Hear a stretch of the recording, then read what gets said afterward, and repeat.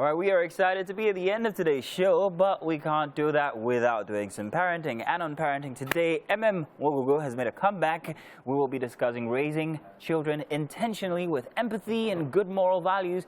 Emem is a certified project manager and also coach with expertise in life coaching and neuro-linguistic programming. You are welcome once again, Emem. Always a delight to have you here. Let's talk about intentional parenting, especially when it comes to empathy and moral value. Empathy is not something that I think my father or his father raised them with. Their own is just, you know, give it like it is, tell it like what they want it to be, and they don't care how, they're building you up big and strong is what they felt. But these days, things have changed, haven't they? Really changed. Yeah, how have they changed? How different are parents things? Parents are a little bit more intentional because a lot of parents are still living with the abuse of their parents in the name of parenting. And we have so many adults who need a lot of therapy and a lot of counseling just to recover from what they went through as children. So now, parents are a bit more intentional about how they raise their children, mostly when it comes to empathy and then good moral values. I always like to start by defining exactly what we mean by empathy when it comes to children. So how can we do that? How do we define that? I think for me, knowing that other people are just like you, being human, being human, being able to connect to people, just the way you love yourself, you're more compassionate.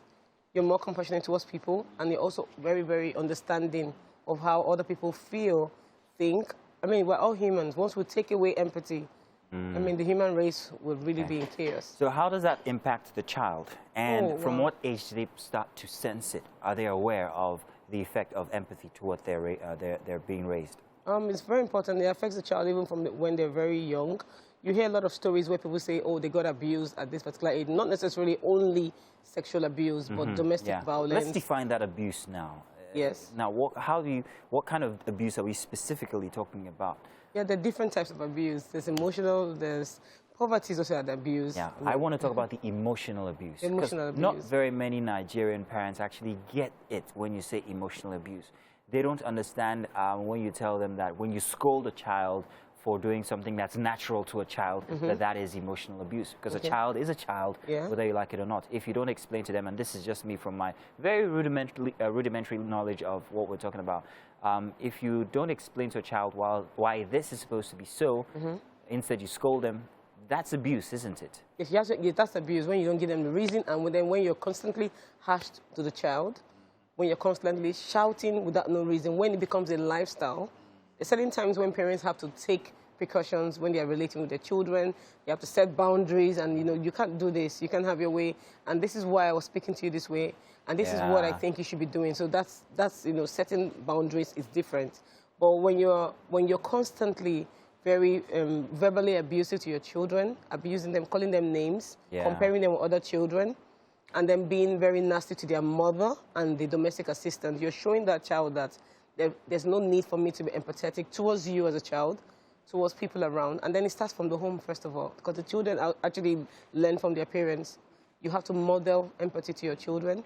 They have to see how you treat their mother, see how you treat the domestic assistant, and then do not tolerate bad behavior from your children to your domestic assistant. So they must be set boundaries on how they relate to their domestic assistant, and also mostly their mom. And also for the father, the mom too, have to make sure that she models empathy first in the home before they can take it outside. Now that's amazing. So in effect, you're just simply asking us to be human. Yes, to be human, to be kinder, nice to be compassionate, to understand that people are human beings just like you, to be more understanding. And then you teach them, you tell them, oh, I heard you have a problem with your friend in school. Why don't you listen to your friend's perspective?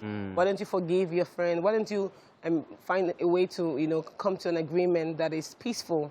You don't encourage tribalism. You don't encourage racism. If you're going to raise your child with empathy, you cannot be tribalistic. You cannot make your judgment. Your judgment has to be very, very clear, true, and then very, very straightforward. So they're able to they're able to differentiate between right and wrong as they grow and become adults. That's going to be very difficult for many parents, because I know the children do what you do. They don't do what you say. They so watch it's one thing to tell them. It's another thing to actually act it out. Exactly, and, very important. Have them actually see it and emulate it. We need that now. We need to be intentional as parents. We need to be intentional with the things we say. What we even do is, they're looking at us, our phone calls, our relationship with our workers in the office. They see how you talk to your driver. They see how you talk to your cook. They see how you talk to your nannies and everything, just everything. You know. Wow. How does it manifest in a child when they see the opposite, when they see things being done wrongly, when there's no empathy or no moral value being impacted? How does it impact, let's say, for instance, a 4-year-old child now? Yeah. For me, I think it impacts, I've seen kids who are outwardly very wicked. Like, you know, you see them trying to, like, hurt another child with so much rage. You can tell that this child either has seen this rage at home. This child has also been abused. Most people who you see out there, even leaders in leadership, in politics, most of them were not raised in a place where there was love, there was comfort, there was interaction, there was dialogue. No dialogue. It's what I do, is what I say you're going to do. So you find that those children might grow up as a 4-year-old. That child's going to have challenges in school. They'll have problems with social skills. They won't be able to interact with other children. It has to be their own way or no other way. So that's a major problem, and it affects the society. You said something very important there now. I know that growing up in my community of kids, we all had this very unfortunate characteristic where we were very shy. I grew up, well, most part of my childhood as a very shy kid, not trying to say anything against my parents or how they raised me, but there became the time when I realized that, okay, I have to snap out of this. I don't know when that happened or when that awareness came, but I noticed that with kids who have that timid behavior, if you go back to their homes, there's often a reason why they are so. Yes, and I can track that to one cultural instance where a parent will tell a child, don't question when I talk to you, don't look at me in the eye, don't do this, don't do that. So it actually translates when they go outside, even to as late in life as job interviews where they cannot even maintain eye contact. Affects them in marriage as well. Affects them in marriage and all this. Relationship and so it all has its roots in how they were it brought does. up. Everybody actually is a product of how they were raised, their upbringing, the level of self-confidence the child has. Self-confidence. Very important. Very, very important. Because you need that for networking in business. You need that at the office. You need that to be able to interact with other people. And you need that in leadership. And we need a lot of good leaders. So if a leader is raised up in an environment where there was no empathy, the leader would not be able to tell when injustice is happening. But a child that is raised up in an environment where there's empathy can tell when something bad is happening and say, no, this is not good. I'm not going to stand idle and watch this person, that president, this leader in my office. Or, the moral meter is really very high. They cannot accommodate, you know, bad behavior. Is it too late, however? I mean, for someone who's been raised up in a home such as that until they were 10 years old, is it too late to begin to intentionally impact empathy and moral? No, it's not too late. But would it have any effect at all? It will have effect, yes, it will, because when I say intentionally, I'm actually going to change the way I communicate within my environment, my home. We're going to have a meeting and say, okay, this is what, you can't use these words in this space. This is how you talk to the child, and this is how we are going to talk to this particular child from today. And this is how I'm going to relate to my workers, in church, every community that child is exposed to. Even at school, the names they call the child and the names you call other people in the presence of that child is not too late at all. If you become intentional, you're going to have a meeting and then set a plan, set a goal, and discuss it with the child. Tell the child why you're trying to do this, and these are the important, I mean. Oh.